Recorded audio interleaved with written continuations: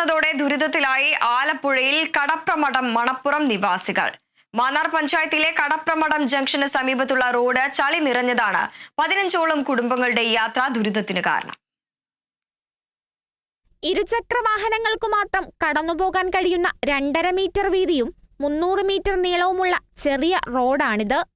റോഡിന്റെ 100 മീറ്ററോളം ഭാഗം മഴ കനത്തതോടെ പൂർണ്ണമായും ചളി നിറഞ്ഞ് ആളുകൾക്ക് നടക്കാൻ പോലും കഴിയാത്ത അവസ്ഥയിലായി.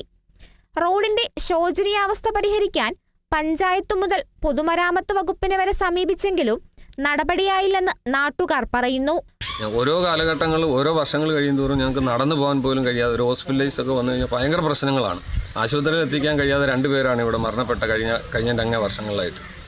ഞങ്ങൾ ബന്ധപ്പെട്ട എല്ലാ വാതിലുകളിലും മുട്ടിട്ട് ഇതുവരെയും ഒരു നടപടിയും ഉണ്ടായിട്ടില്ല. ഇപ്പോൾ ഗവൺമെൻറ് അനുവദിച്ച ഫണ്ട് വിനിയോഗിക്കുന്നതുമായിട്ട് ബന്ധപ്പെട്ട് ഇവിടെ പ്രധാനപ്പെട്ട ഒരു കോൺട്രാക്ട് എടുത്തിട്ടുണ്ടെന്ന് അറിയാൻ കഴിഞ്ഞു. പക്ഷെ അതുപോലും നടപടിയില്ലാതെ പാതി വഴിക്ക് നിലച്ച മട്ടില്ല. റോഡിന്റെ പുനർനിർമ്മാണത്തിന് 11 ലക്ഷം രൂപയുടെ എസ്റ്റിമേറ്റ് തയ്യാറാക്കി സമർപ്പിച്ചെങ്കിലും ഫണ്ടിന്റെ അപര്യാപ്തത മൂലം പദ്ധതി നീണ്ടുപോയതാണെന്നും മാന്നാർ പഞ്ചായത്ത് വൈസ് പ്രസിഡന്റ് സെലീന നൌഷാദ് പറഞ്ഞു.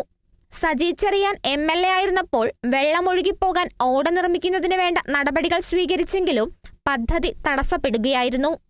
2 വാർഡുകളിലായി സ്ഥിതി ചെയ്യുന്നതിനാൽ റോഡ് മുഴുവനായി പുനർനിർമ്മിക്കുന്നതിന് പഞ്ചായത്ത് പദ്ധതിക്കും തടസ്സങ്ങൾ നേരിട്ടു. വെള്ളവും ചളിയും നിറഞ്ഞ റോഡിന്റെ അരികു ചേർന്ന് വിഷപ്പാമ്പുകളും ധാരാളമുണ്ടെന്നും ഇരുട്ടുന്നതോടെ ഇതുവഴിയുള്ള യാത്ര അപകടകരമാണെന്നും പ്രദേശവാസികൾ പറഞ്ഞു. അതിനു പുറമെ റോഡിനോട് ചേർന്നുള്ള കുളം കരകവിഞ്ഞ് വെള്ളം റോഡിൽ കെട്ടിനിൽക്കുന്നതും മാലിന്യങ്ങൾ അടിഞ്ഞുകൂടി രോഗങ്ങൾ പടരുന്നതിനും കാരണമായിട്ടുണ്ട്. Kerala vision news, Alappuzha.